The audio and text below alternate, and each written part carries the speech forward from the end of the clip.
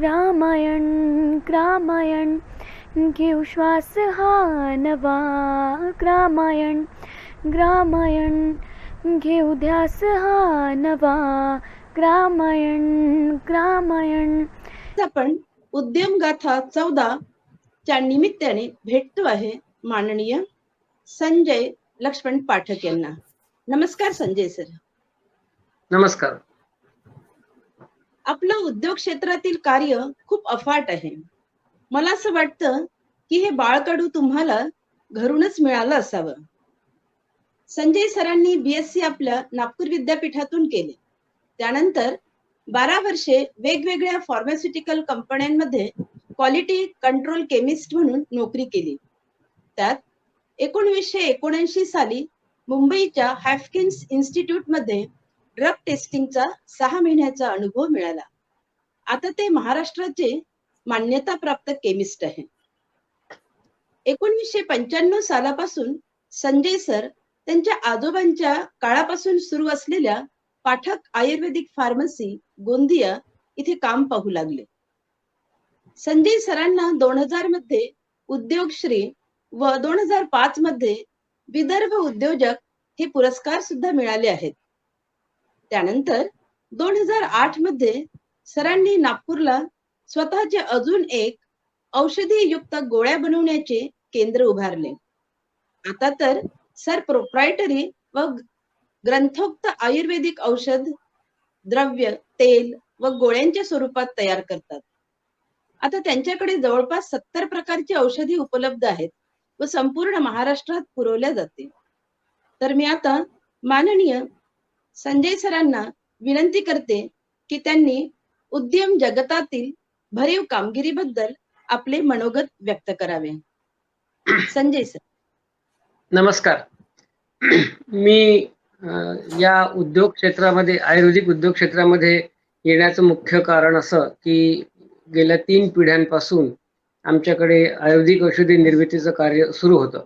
माझे आजोबा हे गोंदिया भंडारा परिसरातले प्रथितयश वैद्य होते. ते नाडी तज्ज्ञ होते. संस्कृत मध्ये ते पंडित होते. त्यांनी स्वतः काही औषधांची निर्मिती केली आणि वैद्यकीय व्यवसाय करत होते.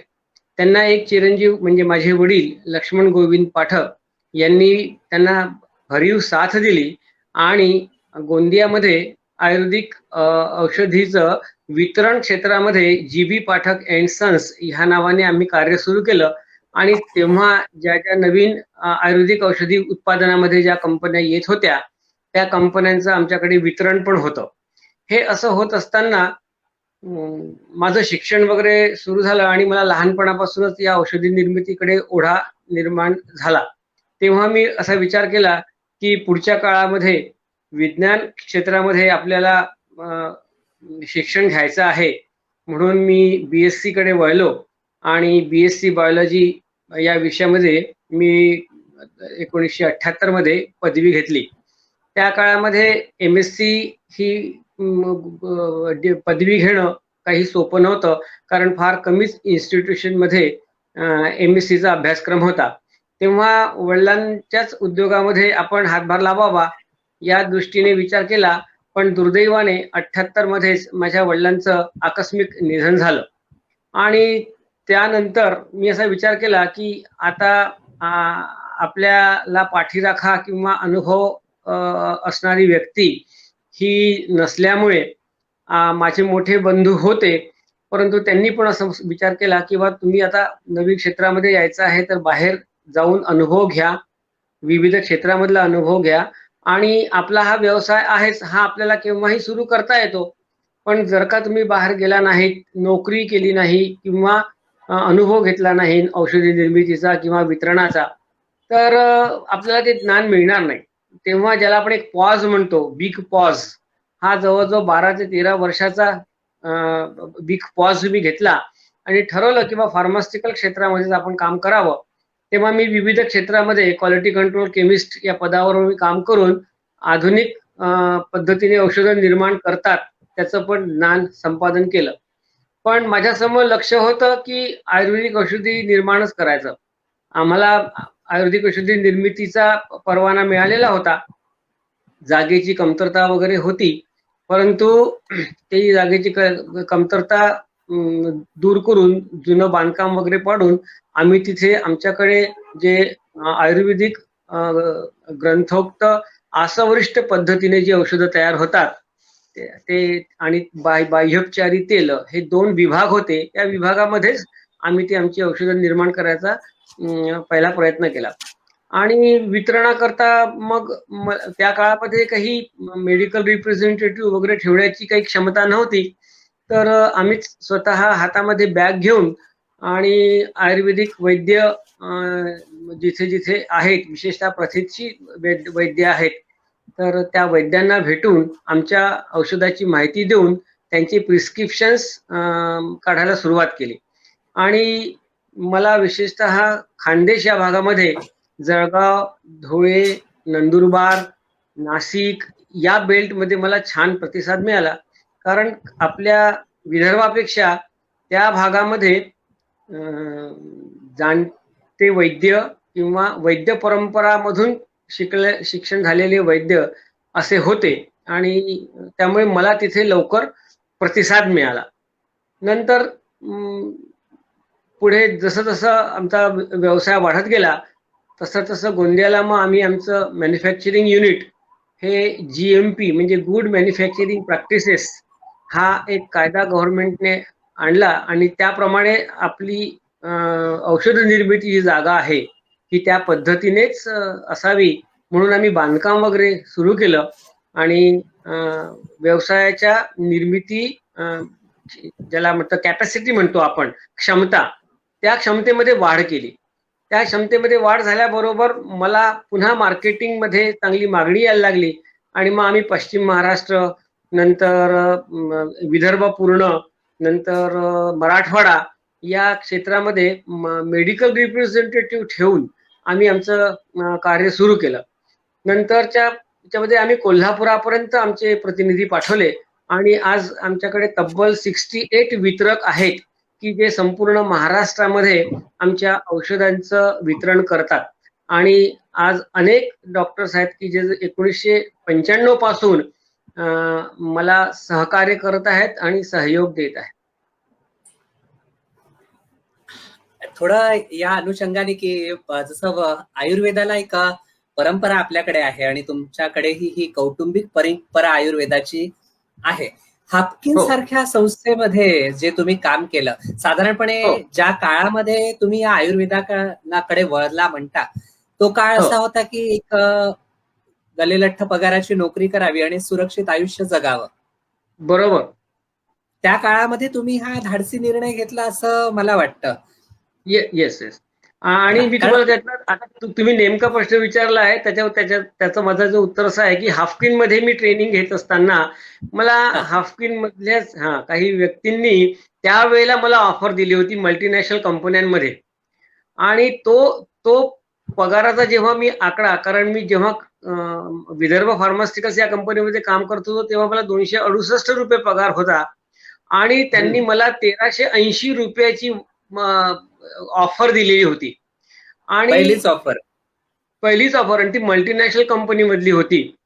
पण एक दोन दिवसाकरता थोडस मन विचलित झालं, पण मी त्या प्रलोभनात, आता स्वाभाविक आहे ते व्यावसायिक प्रलोभन होतं, त्या प्रलोभनामध्ये काही नव्हतं. कारण प्रत्येकाला वाटतं की बा आपल्याला नोकरी चांगली मिळावी, आपला बॅकग्राऊंड चांगला असावा.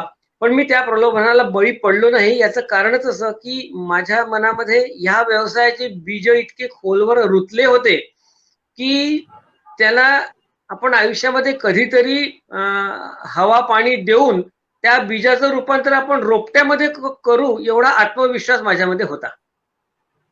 बरोबर आहे. म्हणजे ही एक खरं तर उद्योजकाची ही ओळख मला म्हणता येईल, कारण 5 पटीला तुम्ही नकार दिलेला होता. बरोबर. 5 पट तुम्हाला जास्त पगार मिळणार होता, पण एक उद्योजक जे मनामध्ये बीज रोवलेलं होतं. सर, आयुर्वेद आणि साधारण त्याच याच्यामध्ये ॲलोपॅथी म्हणा आणि होमिओपॅथी ह्या एकाच बागाने चालणाऱ्या तिन्ही देशांना 3 वेगळ्या वैद्यकीय पद्धती. हॅलो. आणि आपण बऱ्याचशा आयुर्वेदिक कंपनी पण त्या काळामध्ये होत्या, ज्या काळामध्ये तुम्ही हे सगळं सुरू केलेलं आहे. हो, हा, तर कुठला असा एक आपल्याजवळ प्लस पॉइंट होता की तुम्ही इतर लोकांच्या या स्पर्धेमध्ये तुम्ही स्वतःची वाटचाल सुरू ठेवली? आता कसं आहे की आयुर्वेद, होमिओपॅथ आणि मॉडर्न मेडिसिन म्हणजे आधुनिक चिकित्सा ह्या आपापल्या ठिकाणी आपापल्या ठिकाणी आरोग्याची सेवा करणारे आहेत. यामध्ये बरोबर. आपण कुठेही तुलनात्मक अभ्यास करू शकत नाही, कारण प्रत्येक क्षेत्र हे परिपूर्ण आहे आणि त्या क्षेत्राचा उद्देशच असा आहे की आरोग्याची सेवा करणे, जनमानसाची सेवा करणे, तेही प्रत्येक शास्त्र आहे. आणि शेवटी शास्त्राला मर्यादा ठरतात, त्या मर्यादा बरोबर. प्रत्येकाला माहिती पण असतात, परंतु संशोधक लोक त्यामध्ये पुन्हा संशोधन करून त्या मर्यादा ओलांडत पण असतात. आणि म्हणूनच आपल्याला आज 150 वर्षापूर्वीचं आधुनिक विज्ञान, आधुनिक वैद्यक शास्त्र आणि आताच अति प्रगत झालेलं शास्त्र याच्यामधला आपल्याला फरक जाणवतो. तसंच आयुर्वेदामध्ये आहे. आयुर्वेदामध्ये त्या काळामध्ये जे काही प्रचलन होतं तर ती तेव्हा त्या काळाची गरज होती. आणि आता या काळामध्ये जर का आपल्याला आयुर्वेदाचा अंगीकार करायचा आहे तर आधुनिक विज्ञानाची जोड देऊन आपण चांगल्या पद्धतीने आयुर्वेदाला लोकांची सेवा करू शकतो. अजून तो थोडासा काळ यायचा आहे की जसजसं नवीन विद्यार्थी या क्षेत्रामध्ये येतील आणि विज्ञानाची जोड देतील, कारण आयुर्वेदाला सध्या आधुनिक वैज्ञानाच्या कसोटीने पाहण्याची एक भावना निर्माण झालेली आहे. आता ते पण त्यांच्या जागी बरोबर आहे, पण त्याला देखील मर्यादा आहेत. जसं ऋतुचक्र म्हणा, कालचक्र म्हणा, आणि आता ह्या सगळ्या गोष्टीमध्ये जो सध्याचा काळ आलेला आहे, घ्या आपण साधारण एक 1.25 वर्ष झालेला आहे आपण ज्यातनं जातो आहे. आयुर्वेदाला खऱ्या अर्थानं संधी लाभली हो, असं एक माझ्या लक्षात येतं की बरेच जण आयुर्वेदाकडे वळले ह्या अनुषंगाने, कारण जो काही अनुभव आयुर्वेदिक औषधांमधनं लोकांना आलेला आहे. सर, काय सांगाल तुम्ही या बाबतीमध्ये की सध्याचा काळ आणि आयुर्वेद? तर सध्या आयुर्वेदाला खरंच एक फार चांगले सुगीचे दिवस, आपण साध्या भाषेत जर का बोललो तर असं आलेलं आहे. तसं जर का बघितलं तर आयुर्वेद हे माझ्या मते फक्त औषधी निर्मिती म्हणजे आयुर्वेद असं नव्हे. आयुर्वेद हे एक पूर्ण परिपूर्ण एक शास्त्र आहे. फक्त औषधी निर्मिती किंवा औषधोपचार म्हणजे आयुर्वेद या मताचा मी नव्हे, कारण आयुर्वेद हे शास्त्र जीवनशैली आहे, आपल्या भारतीयांची जीवनशैली आहे. बरोबर. आणि ती तुमच्या ज्याला काय म्हणतात तर मनामध्ये रुजली आहे. हिमालयापासून तर खाली समुद्रापर्यंत जर का आपण बघितलं तर हा आयुर्वेद तुमच्या आमच्या जीवनातला एक अविभाज्य अंग आहे. आणि औषधोपचार हा त्यातला एक 25 ते 30% भाग फक्त हा औषधांचा आहे असं मला वाटतं. हे सर्वांनी नोंद घ्यावी. हे सरांनी सांगितले जे आहे की आयुर्वेदिक ही जीवनशैली आहे, ही जर तुम्ही आत्मसात केली तर फक्त औषधाचा त्यातला भाग 20 ते 25% आहे. सर, बरोबर. येस. तर आता जो एक बदललेला काळ आहे, बरेच जण आता आयुर्वेदाकडे वळतात आहे.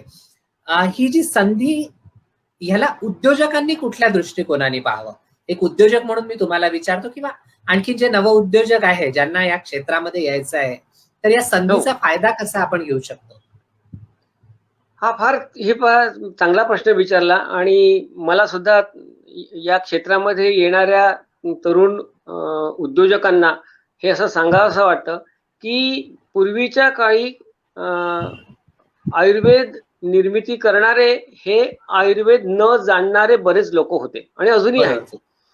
कारण त्या काळामध्ये कॉलेजेस कमी होते, नंतर वैद्य परंपरा कमी होती, त्यामुळे एखाद्या व्यक्तीने आयुर्वेदिक निर्मितीचा कारखाना सुरू करावा आणि आपलं आयुर्वेद क्षेत्रामध्ये आपलं नाव कमवावं.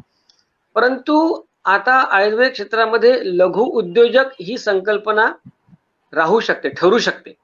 बरोबर. म्हणजे आपल्या समोर आज ज्या काही 10-15 मोठ्या मोठ्या बलाढ्य कंपन्या दिसतात आहे, त्यांचं आयुर्वेदामध्ये छान योगदान आहे. त्यांनी आयुर्वेदाला एका उंचीवर नेऊन ठेवलेलं आहे. चांगली चांगली औषधं त्यांनी आज या बाजारपेठेमध्ये आणली आहेत. डॉक्टरांची सोय झालेली आहे आणि विशेषतः रुग्णांचा म्हणजे जे आयुर्वेद औषधं वापरतात त्यांचा विश्वास त्यांनी संपादन केलेला आहे.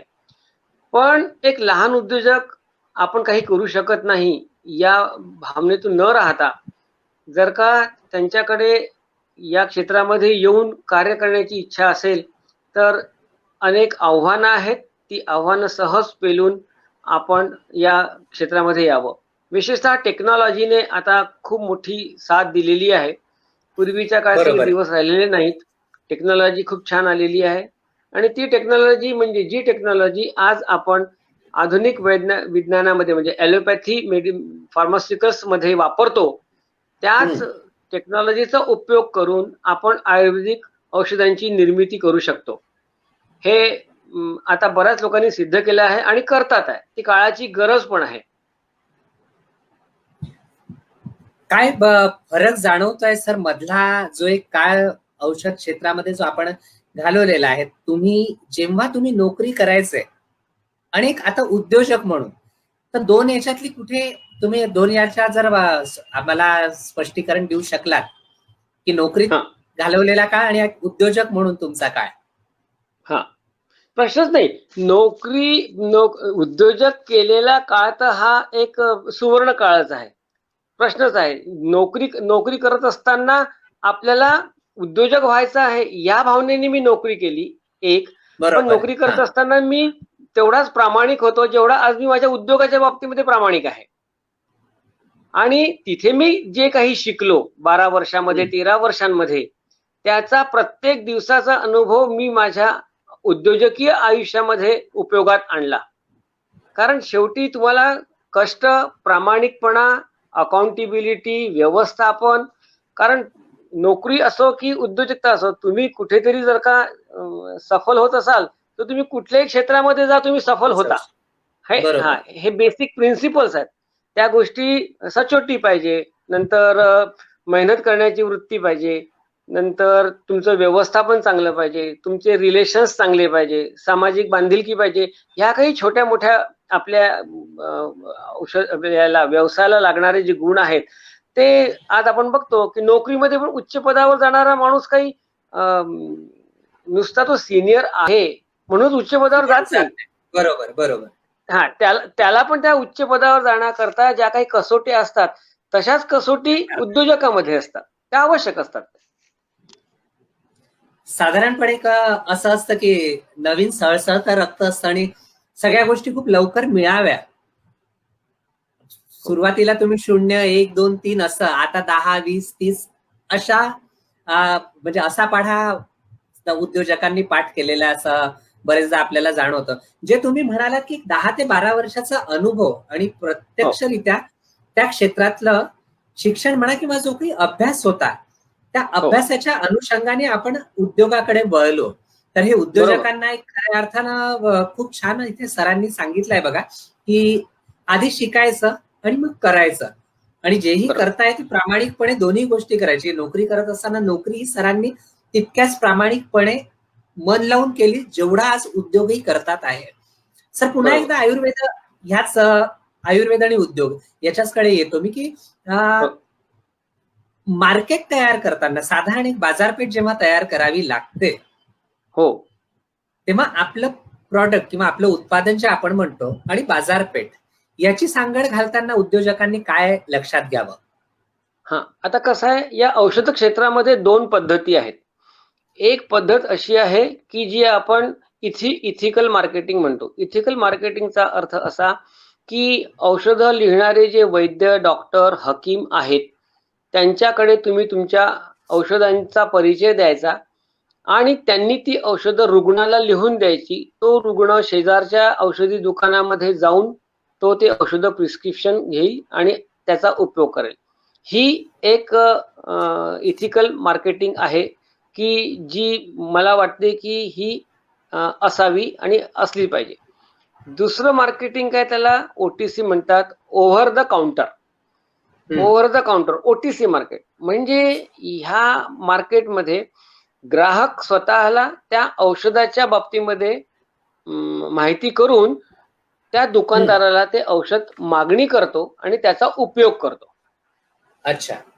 हा, तर यामध्ये थोडक्यात तुम्हाला सांगायचं तर म्हणजे सर्दी, खोकला, डोकेदुखी, जसं तुम्ही बाम ऐकलं असाल, बाम हा बरोबर. आयुर्वेदिक आहे. नंतर व्हिक्स आहे, सर्दीच्या गोळ्या, खोकल्याच्या गोळ्या, नंतर मसाज ऑइल वगैरे हा जो प्रकार आहे हा या OTC मार्केटमध्ये येतो. कारण अच्छा. हे जे तात्पुरता गुण देणारी औषधं, कारण छोट्या छोट्या तब्येतीचे जे आपल्याला उपद्रव होतात त्याच्याकरता आपण डॉक्टरांकडे काही जात नाही. काही आपल्या मागे अनुभव असतो, आपल्या मागे काही अनुभव असतो. त्या अनुभवाच्या आधारे आपण तो औषधोपचार करत होतो. पूर्वीच्या काळी आजीबाईचा बटवा या नावाचे एक प्रचलित होतं. आजीबाईचा बटव्याचा अर्थ असा की आपल्या घरातल्या वृद्ध अनुभवी व्यक्तींकडे औषधांची एक अशी पुरचुंडी होती की ज्यामध्ये काही वनस्पतीचा अंतर्भाव होता आणि त्या वनस्पतीचा उपयोग करून छोटे मोठे जे काही दुखणे असायचे ते आपण त्या काळी बरे करत होते. आता कारण त्या काळी हॉस्पिटल्स नव्हते. म्हणजे मी आता 100 वर्षापूर्वीच्या आधीचा विचार बोलतोय. त्या काळांमध्ये आयुर्वेद हा असा घराघरांमध्ये प्रचलित होता. घरामध्ये. बरोबर. हा, म्हणजे त्या काळी पूर्वी बाळंतपण घरामध्ये व्हायची. छोटे मोठे आजार जरी आले तरी हॉस्पिटलमध्ये जाण्याची सोय नव्हती, पद्धत नव्हती किंवा तेवढी उपलब्धता नव्हती. आणि ज्ञान होतं. निसर्ग हा सगळ्यात मोठा शिक्षक आहे, खूप मोठा गुरु आहे. बरोबर. त्याच्याकडे आता आपण पाठ फिरवल्यामुळे आपल्याला आता ह्या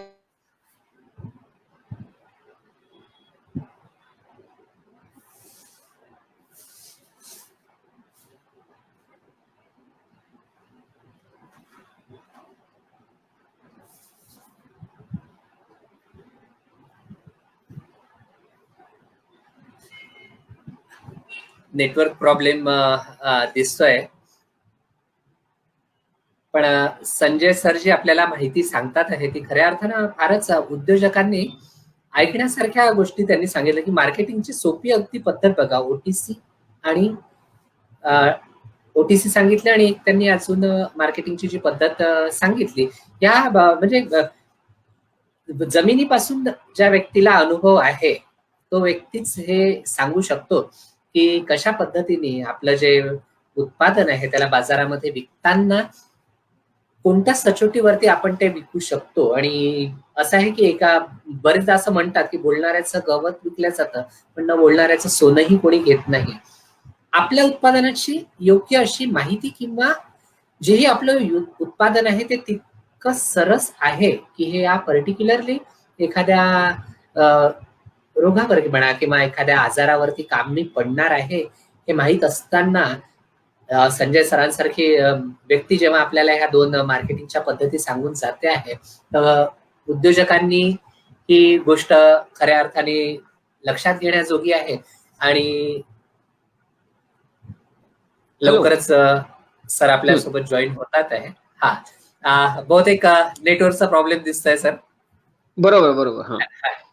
आता मी म्हणत होतो की त्या काळी जसं आजीबाईचा बटवा हा शब्द मी उच्चारला तर आपण तेव्हा निसर्गाच्या सान्निध्यात होतो. निसर्गामधून मध्ये लागणाऱ्या वनस्पतीचा आपण भरपूर प्रमाणामध्ये उपयोग करत होतो आणि त्याचं ज्ञान आपल्या घरातल्या ज्येष्ठ व्यक्तींना होतं आणि त्याचा उपयोग करून आपण आपली प्रकृती चांगली ठेवत होतो. आपण जसजसं निसर्गापासून दूर होत गेलो तसं आपण आयुर्वेदापासून पण दूर होत गेलो असं म्हणावं लागेल. अगदी बरोबर. आधुनिक शैलीचा अतिवापर, सुख साधनांची रेलचेल, आता हे स्वाभाविक आहे.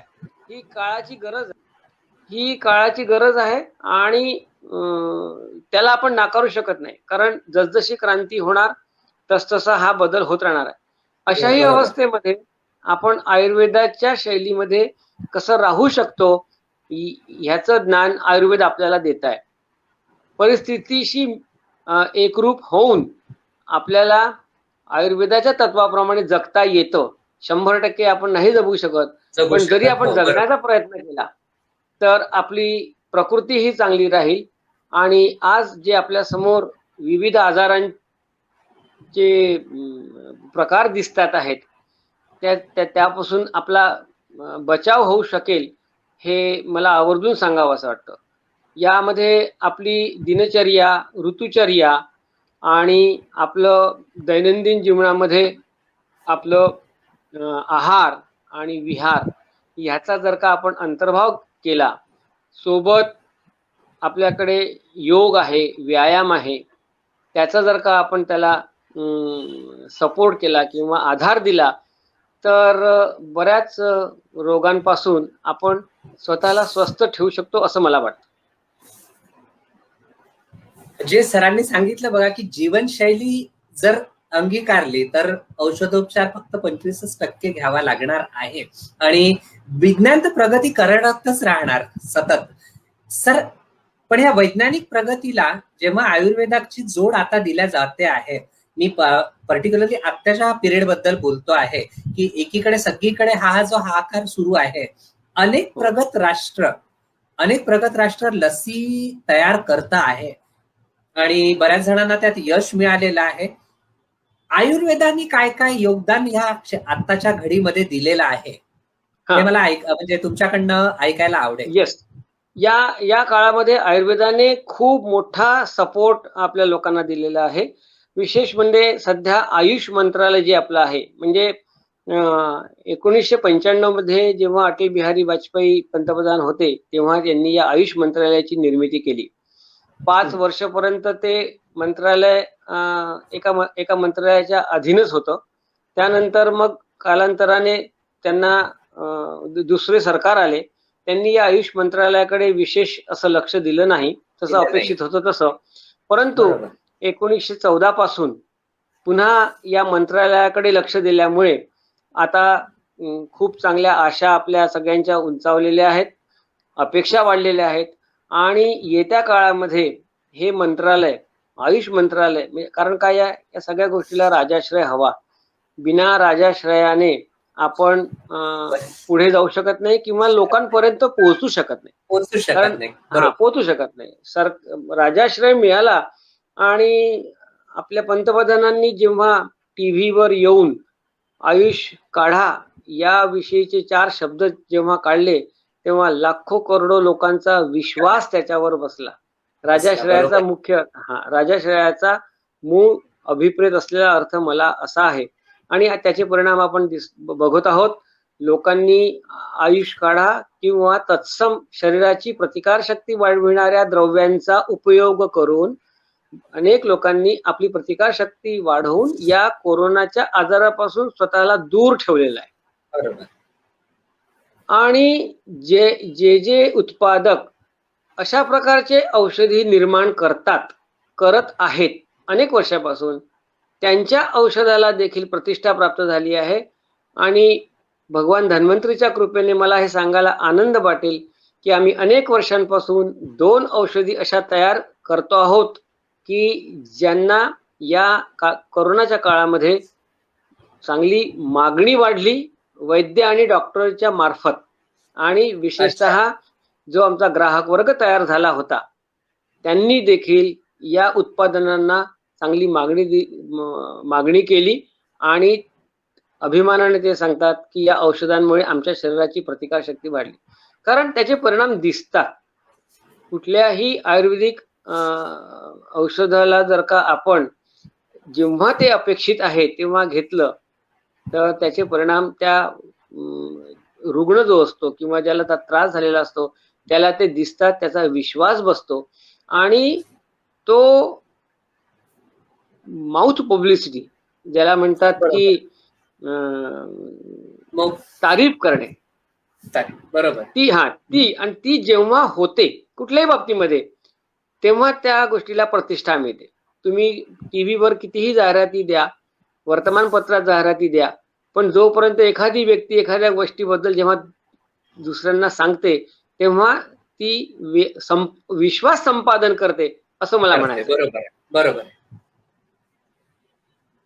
आत्ताचा जो काळ आहे, साधारण आता वर्ष आपल्याला झालेलं आहे आणि अजूनही सांगता येत नाहीये की किती दिवस ह्याच परिस्थितीचा आपल्याला सामना करायचा आहे. बरोबर. अशा आताच्या घडीला असं झालंय की काही जणांनी उद्योग तर सुरू केलेले होते, पण मधला हा जो काळ आला आणि सगळंच आता डबघाईला येण्याच्या मार्गावरती आलेलं आहे. आज इतक्या वर्षापासून तुम्ही उद्योजक म्हणून कार्यरत आहात, अशा वेळेस उद्योजकांनी काय करायला हवं? एक तर सगळ्यात पहिले उद्योजकाने हताश होऊ नये, निराश होऊ नये. एक पहिली गोष्ट म्हणजे, कारण नैराश्य हे आपल्याकडे जी एक सकारात्मकता असते त्या सकारात्मकतेला दूर करण्याचं काम करतं. आपण निर्णय घेऊ शकत नाही, आपली निर्णय क्षमता कमी होते. तेव्हा सगळ्यात पहिले ज्याला आपण धीर ठेवणे हा खूप महत्वाचा विषय आहे. आणि या काळामध्ये आपल्याला कुठे पिछेहाट झालेली आहे, कुठल्या क्षेत्रात पिछेहाट झालेली आहे त्याचं आकलन करून ही पिछेहाट ही तात्पुरत्या स्वरूपाची आहे की येत्या काळामध्ये हे क्षेत्र पुन्हा उभारी घेणार आहे याचा अभ्यास करावा. किंवा थोडी ज्याला आपण एक शांत चित्ताने पॉज घ्यावा आणि निर्णय घेऊन मगच त्या उद्योजकाला, ज्याला आपण म्हणतो की निर्णय काय घ्यावं, काय करावं, सोडावं की नाही सोडावं याचा निर्णय त्यावेळेला घ्यावा.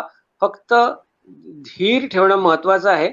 आणि त्या काळामध्ये आपल्याला कोण मदत करू शकतं, कारण आता कोरोना काळामध्ये सरकारने बऱ्याच उद्योजकांना मदत केली, आम्हालाही देखील मदत केली. आम्हाला आमच्या कामगारांचे प्रॉव्हिडंट फंड 6 महिन्याचे हे आमचा हिस्सा आणि कामगारांचा हिस्सा हा केंद्र सरकारने भरला. बँकांना ओव्हरड्राफ्ट देण्याविषयी सूचना दिल्या. आम्हाला तात्पुरतं 1 दिवसाच्या सूचनेवर आम्हाला अपेक्षित असलेला ओव्हरड्राफ्ट मिळाला. म्हणजे सरकार आपल्या पाठीशी आहे ह्याची भावना जनमानसामध्ये रुजली, त्याच्यामुळे त्याला धीर मिळाला. बऱ्याच लोकांचा धीर खचला, त्यांनी व्यवसाय बंद करून टाकले, हे सगळं झालं. पण ज्यांनी वाट पाहिली, कारण कसं आहे की जेव्हा वादळ येतं तेव्हा त्याच्या समोर चेहरा दाखवण्यापेक्षा त्याला पाठ दाखवलेली बरी त्यावेळी. आणि हे वादळ जाणार आहे आणि मला पुन्हा समोर यायचं आहे हे भान ठेवलं तर उद्योजकांनी तेवढं भान ठेवावं असं मला वाटतं. खूप छान. एक उद्योजकांसाठी इथे पहा, सरांनी सांगितलं आहे की कुठे सामोरे जायचं आणि कुठे पाठ दाखवायची हे उद्योजकाला कळलं पाहिजे. हे सरांनी खूपच छान अगदी सोप्या भाषेमध्ये समजावं असं सांगितलेलं आहे. आणि एक बाजू पुन्हा त्यांनी क्लिअर सांगितली. सर पुन्हा साधारण एक उद्योजकांनी म्हटलं की त्यांना सगळं सबसिडीवरतीच अवलंबून असतात. साधारणपणे असं की या गोष्टीला सबसिडी आहे का, मग त्या उद्योगामध्ये आपण जायचं, त्याला सबसिडी आहे का, मग तिकडे जायचं. जी समोरच्याकडनं किती घेता येईल ही वृत्ती जी उद्योजक बनतानाची आहे, तर ही कितपत लाभदायी आहे? नाही, माझ्या मते जर का तुमचा मूळ हेतू जर का हा असा असेल तर तो लाभदायक नाही.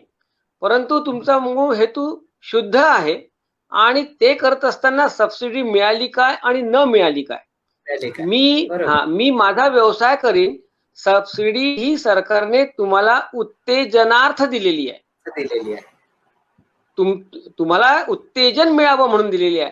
तुम्ही ती सबसिडी घेऊन व्यवसाय सुरू करून तो व्यवसाय बंद करणे हा मार्ग नाही. आणि आज आपल्याला हे चित्र दिसत आहे उद्योग क्षेत्रामध्ये.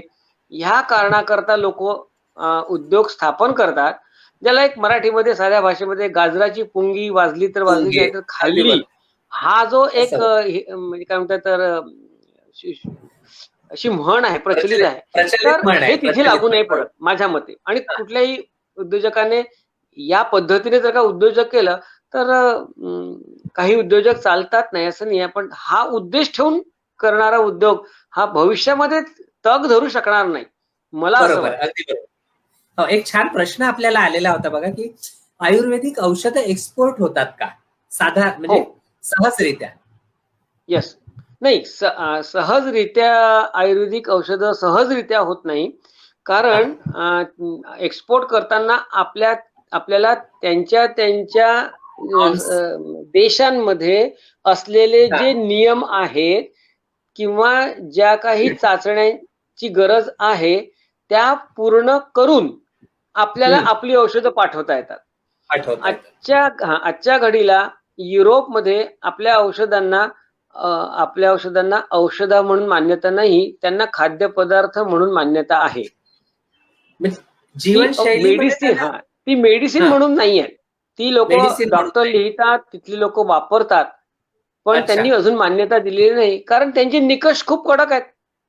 बरोबर. त्या निकषापर्यंत आपल्याला पोहोचायला वेळ लागेल किंवा जे ते निकष करू शकतात ते तिथे औषधं म्हणून विकतात. ज्याला आपण स्ट्रिंजंट गाईडलाईन्स म्हणतो, जसं WHO आहे, नंतर वेगवेगळ्या यांचे ड्रग ऍडमिनिस्ट्रेशनचे रूल्स अँड रेग्युलेशन आहेत. ते जर का आपण पाळले आणि आपलं औषध त्यांच्या चाचण्यांमध्ये जर का काय म्हणतात त्याला कंप्लाइज झालं तर औषधं एक्सपोर्ट केली जातात. आता प्रत्येक देशांच्या चाचण्या ह्या त्या लोकांवर तिथल्या याच्यावर उपलब्ध आहेत. म्हणजे प्रत्येक देशांची ही वेगवेगळी पद्धत आहे. एक चांगला प्रश्न आलेला आहे आपल्याला, किशोर केळापुरे आपल्याला विचारत आहे, आपल्या उद्योगात एकूण किती लोकांना रोजगार मिळाला आणि इन्क्रिमेंट प्रमोशन साठी काही विशिष्ट पद्धत आहे का? माझ्याकडे टोटल आज 35 ते 36 लोक काम करतात आहेत, दोन्ही फॅक्टरी मिळून आणि मार्केटिंग मध्ये मिळून. आणि माझ्या फॅक्टरीमध्ये जेव्हा प्रॉव्हिडंट फंड हा लागला तर त्याचा नियम असा होता की 20 कामगार जेव्हा येतील तेव्हा तुम्हाला प्रॉव्हिडंट फंड हा लागू करायचा आहे. तर नागपूरला माझी फॅक्टरी सुरू झाल्याबरोबर मी गोंदियाची फॅक्टरी, नागपूरची फॅक्टरी मिळून हे 20 पेक्षा जास्त होते. तर त्याच वर्षी प्रॉव्हिडंट फंड लागू केला. त्याचप्रमाणे गोंदियाला जेव्हा कामगार विमा योजनाचं हॉस्पिटल सुरू झालं त्याच वर्षी मी माझ्या कामगारांना कामगार विमा योजना मध्ये अंतर्भूत करून घेतलं. आणि माझ्याकडे विशिष्ट दर 3 वर्षांनी त्यांना प्रमोशन इन्क्रिमेंट देण्याची पद्धत आहे. आमच्याकडे बोनस आहे.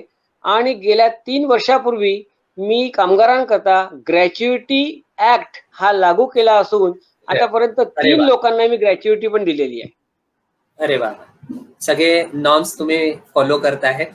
श्रीकांत गाडगे, छान प्रश्न आलेला आहे श्रीकांत सरांकडनं, तुमच्या स्क्रीनवर आहे पहा. आयुर्वेदिक औषधी निर्माण करण्यासाठी लागणारे वनस्पतीचे उत्पादन करण्याची प्रक्रिया मोठ्या प्रमाणात होत आहे का? त्यानंतर कच्चा माल खरंच इतक्या मोठ्या प्रमाणात उपलब्ध आहे का? त्यात भेसळीचं प्रमाण किती? यावर काय उपाय? बरोबर. आता आनंदाची गोष्ट अशी आहे की आज बरेच शेतकरी हे याच्या लागवडीखाली आलेले आहेत. आपल्या भारतामध्ये काही विशिष्ट भाग असा आहे ज्याला आपण उत्तराखंड म्हणतो, म्हणजे ज्याला आपण हिमालय व्हॅली म्हणतो, तो झाला. नंतर इकडे कोकणामध्ये काही भाग झाला, इकडे खाली केरळमध्ये झाला. इथे तर सुरुवातीपासून वनस्पतीचं साम्राज्य आहे, म्हणजे आहे, जंगलच आहेत. तिथून पुरवठा चांगला होतो, प्रश्नच नाही. परंतु काही वनस्पती देखील आपल्यासारख्या भागांमध्ये, ज्याला आपण ग्राउंड लँड म्हणू, तिथे आज बरेच लोक वनस्पतीचं लागवड करतात आहे. आणि ही चळवळ शेतकऱ्यांमध्ये मोठ्या प्रमाणामध्ये वाढलेली आहे, त्याला सहभाग केलेला आहे. आता इथे दुसरा प्रश्न आहे की कच्चा माल खरंच इतक्या मोठ्या प्रमाणात उपलब्ध आहे का? आपली ही जी इंडस्ट्री आहे, आजच्या घटके इंडस्ट्री आहे, आयुर्वेदिक इंडस्ट्री 20,000 पेक्षा जास्त नाही आहे. परंतु आपल्याकडे एवढं मुबलक वनस्पतीचा भांडार आहे की जिथे आपण त्या वनस्पती घ्यायला देखील जाऊ शकत नाही, एवढं डेन्स फॉरेस्ट आहे. फॉरेस्ट डेव्हलपमेंट कॉर्पोरेशन आहे, फॉरेस्ट डिपार्टमेंट आहे, हे त्या दृष्टीने बराच प्रयत्न करतात आहे. त्याच्यामुळे औषधीची उपलब्धता भरपूर आहे, काही त्याच्यामध्ये कमी नाही आहे. उलट केंद्र शासनाने याविषयी लोकांमध्ये जागरूकता निर्माण करावी, करतात आहेत. शेतकऱ्यांनी पारंपरिक पिकापेक्षा ह्या वनस्पती लागवडीकडे वळावं, त्याला चांगली बाजारपेठ मिळते आणि लोकांना या पारंपरिक पिकापेक्षा नफा देखील जास्त मिळतो. खूप छान हे केलंय. हे आणखीन एक प्रतिष्ठानकडनं प्रश्न आलाय बघा, की लोकांचा असा समज आहे की ॲलोपॅथी औषधी विशिष्ट करतात, पण आयुर्वेदिक प्रॉडक्ट्स एवढे नॉर्म्स पाळत नाही. हो, चाचण्या करतात, पण आयुर्वेदिक आयुर्वेदिक प्रॉडक्ट जे आहे ते एवढे नॉर्म्स पाळत नाहीत आणि ॲलोपॅथी आहे या विशिष्ट अशा सगळ्या चाचण्या करून घेतात. तर काय सांगू शकाल या बाबतीत तुम्ही? कसं आहे की आयुर्वेदामध्ये काही औषधं ज्याला आपण रसायन भाग म्हणतो, रसायन भाग म्हणजे असा अर्थ की ज्यामध्ये ह्या मिनरल्सचा उपयोग होतो, ज्यामध्ये गोल्ड आहे, सिल्वर आहे, नंतर कथिल आहे, लोखंड आहे, ताम्र आहे, ह्या सगळ्या वस्तूंचा उपयोग करून वेगवेगळ्या प्रकारची भस्म तयार केली जातात. शास्त्रामध्ये या भस्मांचं शोधन, शुद्ध करणे, त्याला मारण आणि त्याची निर्मिती प्रक्रिया ही नमूद केलेली आहे आणि ती ऑथेंटिक आहे. म्हणजे जर का ती प्रमाणे केली तर आणि त्याची चाचणी आधुनिक चाचण्यांनी केली तर ती चाचणी यशस्वी ठरते आणि अशा चाचण्या केल्या जातात. आता परदेशामध्ये, विदेशामध्ये त्यांचे जे नॉर्म्स आहेत ते इतके स्ट्रिक्ट आहेत की आपल्या आपल्याकडल्या औषध हे तिथे त्यांच्या चाचण्यांमध्ये पास होत नाहीत, कंप्लायन्स होत नाहीत. तर ती त्यांनी त्यांची पद्धत ठेवलेली आहे. ते प्रत्येक राष्ट्राला आपापल्या पद्धतीचा ठेवण्याचा अधिकार आहे, तो त्याप्रमाणे ते करतात आहे. परंतु भारतामध्ये ज्या पद्धतीने ही रसायन निर्मित औषधं, ज्याला आपण भस्म म्हणतो, भस्म ही एक नॅनो टेक्नॉलॉजी आहे. नॅनो टेक्नॉलॉजीचा उपयोग करून आपल्या ऋषी मुनींनी किंवा आचार्यांनी विविध असाध्य रोगांवर यांचा उपयोग करून रुग्णाला बरे केलेले आहेत, त्याचे दाखले आहेत आणि ते अनेक वर्षांपासून आहेत. आता एखादा निर्माता जर का या ग्रंथाप्रमाणे केलेल्या पद्धतीप्रमाणे जर का निर्माण करत नसेल तर हा त्याचा वैयक्तिक दोष आहे. त्याच्याकरता आयुर्वेदाला आपल्याला वेठीस धरता येत नाही. आयुर्वेदाने औषध चांगले निर्माण करण्याचं सांगितलं आणि ती पद्धत आहे. आता तो त्या व्यक्तीवर अवलंबून आहे की मला कशी औषधं मला समाजामध्ये द्यायची आहेत. खूप छान सरांनी इथे सांगितलेलं आहे की दोन्हीकडल्या पद्धती वेगळ्या आहेत. थोडा जे सर सांगतात आहे की त्यांचे नॉर्म्स आणि आपल्या नॉर्म्स मध्ये जो फरक आहे त्यानुसार, आणि अतिशय छान प्रेरणादायक आणि उपयुक्त माहिती इथे तुम्ही देताय असं विदुला पाठक म्हणतात आहे. खऱ्या अर्थानं खरंच आज ज्या पद्धतीने संजय सरांनी एक आयुर्वेदाबद्दलची माहिती म्हणा किंवा उद्योजकांना ज्या पद्धतीने एक मार्गदर्शन लाभलं पाहिजे की उद्योजकांनी कशा पद्धतीने ह्या कुठल्याही उद्योग क्षेत्राकडे पाहायला पाहिजे. आज सरांनी आयुर्वेदाबद्दल आपल्याला सांगितलं. अनेक संधी या क्षेत्रामध्ये आहेत सर, असं तुम्ही म्हणता आहे. तर एक सरते शेवटी मी फक्त एवढंच विचारू इच्छितो की उद्योजकांना जर या क्षेत्रामध्ये यायचं असेल तर मी संजय पाठक यांच्याकडनं उद्योजकांना काय काय मोलाची मदत मिळू शकते की ज्यांना आयुर्वेदिक या क्षेत्रामध्ये यायचं आहे, तर संजय सर त्यांना काय काय देऊ शकतात? बिलकुल बिलकुल. मी त्या उद्योजकांना या क्षेत्राची माहिती देऊ शकतो. विशेषतः एखादा उद्योग उभारायचा असेल तर त्याला शासकीय नियम काय लागू पडतात, त्या नियमांची आपण अंमलबजावणी कशी करायची, नंतर या आयुर्वेदिक औषधांमध्ये जी विविध विभाग आहेत, जे तुम्हाला मी थोडक्यात सांगतो. लिक्विड औषधं आहेत, ऑइंटमेंट आहे, सिरप आहे, पावडर आहे, ग्रॅन्युल्स आहे, अवलेह आहे, आय ड्रॉप्स आहेत आणि असे गोळ्या आहेत. कॅप्सूल्स आहेत, असे जे विविध विभाग आहेत की जर तुम्ही एक दोन विभाग हाताशी घेऊन जरी तुम्ही तुमचा उद्योग सुरू केला आणि मला सांगायला खूप छान वाटेल सर की आपल्या महाराष्ट्रामध्ये या इंडस्ट्रीवर नियंत्रण करणारं औषध आणि अन्न व औषध प्रशासन आहे, food and drugs administration Maharashtra. हे मला असं वाटतं की भारतामध्ये एवढं चांगलं डिपार्टमेंट आपल्या महाराष्ट्रापेक्षा दुसरीकडे कुठे नसावं. कारण सुरुवाती मी अनेक वर्षांपासून यांच्याशी जुळलेलो आहे. मी फार्मास्युटिकल इंडस्ट्रीमध्ये होतो तेव्हा पण माझा यांच्याशी संपर्क आला आणि आयुर्वेदामध्ये आहे तेव्हाही मला संपर्क आला.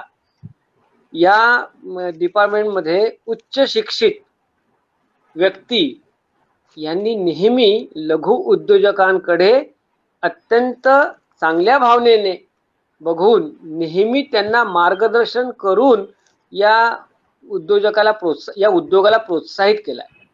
जिथे काही कमतरता असेल ती कमतरता पूर्ण करून घेणे आणि नियमांची अंमलबजावणी करण्याचं कार्य या लोकांनी या मंडळींनी केलेलं आहे. मला आज या व्यक्तींचे बशी मला कृतज्ञता व्यक्त करावीशी वाटते आणि मला हा चान्स मिळाला पब्लिक प्लॅटफॉर्मचा. अदरवाईज व्यक्तिगत आपण या मंडळींनी असंच कार्य करून आमच्यासारख्या उद्योगांना नियमांच्या मध्ये कसं आणावं आणि आम्हाला कसं प्रोत्साहित करावं हे कार्य ते करतात आहेत. त्याबद्दल मी त्यांना आजच्या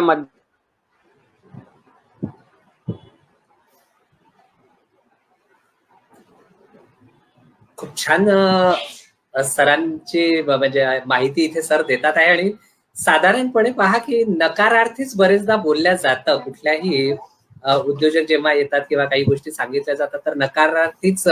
पण संजय सरांनी खूप छान सांगितलं की सरकारकडनं वेळोवेळी मदत होत जाते आणि ज्या यंत्रणा आहेत ज्या खाली आता अन्न व नागरी पुरवठा याच्यामध्ये सरांनी त्यांचं नाव घेतलं आणि खास त्यांचे आभार या प्लॅटफॉर्म वरून त्यांनी मानलेले आहेत.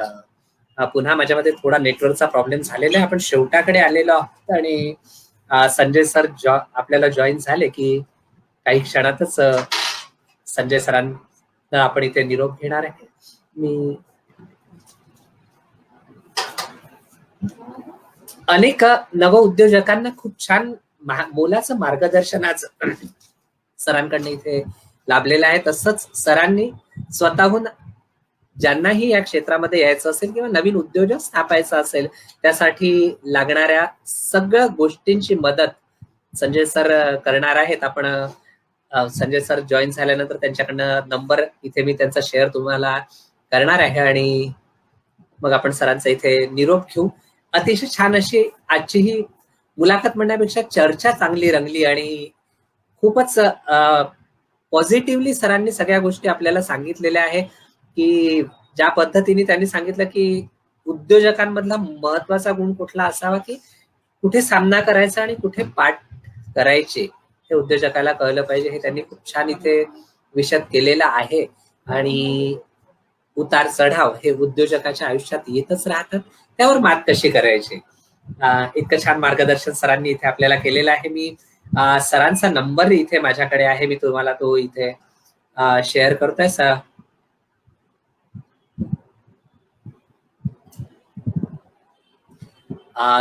94 22 14 76 77.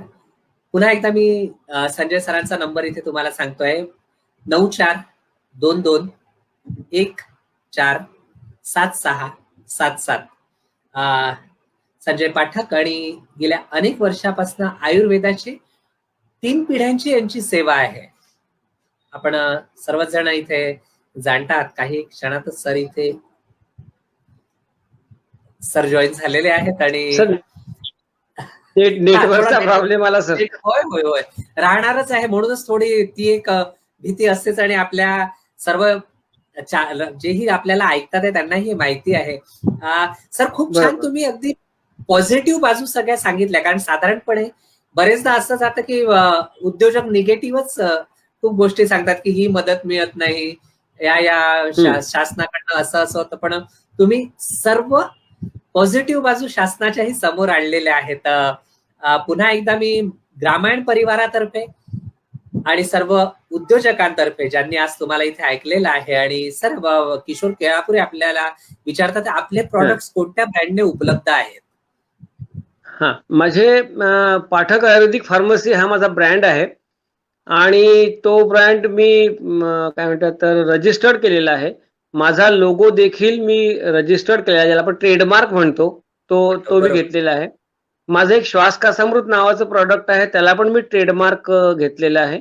माझं एक महायोगराज तेल नावाचं प्रॉडक्ट आहे, त्याला पण मी ट्रेडमार्क घेतलेला आहे आणि हे 20 वर्षापूर्वीच हे ट्रेडमार्क घेतलेला आहे. मला तर या अनुषंगाने एक सांगा असं वाटतं सर, की आता या गेल्या 10-15 वर्षामध्ये BMS शिकणारे विद्यार्थी खूप आहेत. ते BMS होतात, नंतर काही रसशास्त्रामध्ये MD करतात आणि रसशास्त्र म्हणजे हे फार्मसी डिपार्टमेंट आहे. तर येत्या काळामध्ये या विद्यार्थ्यांनी ते जे शिकलेले आहेत रसशास्त्राविषयी, तर यांनी स्वतः या क्षेत्रामध्ये वळावं आणि चांगल्या चांगल्या औषधीची निर्मिती करून या आयुर्वेद क्षेत्राला उंचीवर न्यावं. कारण ही मंडळी आता या आधुनिक युगामधली आहेत, यांना तंत्रज्ञान माहिती आहे, यांना टेक्नॉलॉजी खूप चांगल्या रीतीने अवगत आहेत. त्याच्यामुळे ते आयुर्वेद औषधी आणि नवीन टेक्नॉलॉजी यांचा ब्लेंड चांगल्या पद्धतीने करू शकतात. रिसर्च करता खूप काय म्हणतात, आता आम्ही रिसर्च वगैरे हा विषय आम्ही हाताळू नाही शकत, कारण तो एक ती जुनी बाब झाली. पण ही जी येणारी मंडळी आहे, विशेषतः या काळामध्ये जी विद्यार्थी आता येतात आहेत, त्यांनी या क्षेत्रामध्ये यावं. संशोधनाला वाव आहे, पब्लिकेशनला वाव आहे आणि बऱ्याच असे क्षेत्र आहेत की ज्या क्षेत्रामध्ये ही मंडळी आपल्या आयुर्वेदामध्ये योगदान देऊ शकतात आणि उद्योजक म्हणून आपलं ते काम करू शकतात. खूप छान आहे. आरती बघेल आबे विचारतात आहे की तुमचे प्रॉडक्ट्स छान आहेत. ही खऱ्या अर्थानं छान पोचपावती तुम्हाला सार्वजनिक प्लॅटफॉर्मवर आलेली आहे. आणि माफ करा, प्रकाश मुळावकरांनी छान दाद दिली आहे की उत्तम प्रकारे आयुर्वेदाची माहिती उपलब्ध करून दिली. खरंच सर्वांना उपयुक्त अशी माहिती मिळालेली आहे. पुढील उपक्रमांसाठी तुम्हाला शुभेच्छाही इथे दिलेल्या आहेत आणि ग्रामीण परिवारातर्फे तुम्हाला तुमच्या भविष्यातील वाटचालीसाठी इथे शुभेच्छा देतो. आणि तुम्ही ज्या पद्धतीने कामाला मदत करण्याचं तुम्ही इथे वचन दिलेलंच आहे की ज्या उद्योजकांना या क्षेत्राकडे वळायचं आहे त्यांना मोलाचं मार्गदर्शनही तुमच्याकडनं लाभत राहणार आहे. वेळोवेळी तुमच्या प्रगतीचा असाच आढावा घेत राहू आणि अशाच एका प्लॅटफॉर्मवर पुन्हा एकदा भेटू. तोवर धन्यवाद. मी पण ग्रामीण प्रतिष्ठानचे आभार मानतो आणि सगळ्यांना धन्यवाद व्यक्त करतो. नमस्कार. मनपूर्वक धन्यवाद. पुन्हा अशाच एका प्लॅटफॉर्मवर आपण भेटूया. जरूर. रसिको, रजा इथे रजा घेतोय तुमची आणि पुन्हा एकदा अशाच एका यशस्वी उद्योजकांना घेऊन मी तुमच्या समोर येत राहू. तोवर ग्रामीणची वाट पाहत राहा. अनेक गाथांमधनं ग्रामीण आपल्या समोर येणार आहे. आता मी आणि संजय सर आपली इथे रजा घेतोय. धन्यवाद. नमस्कार.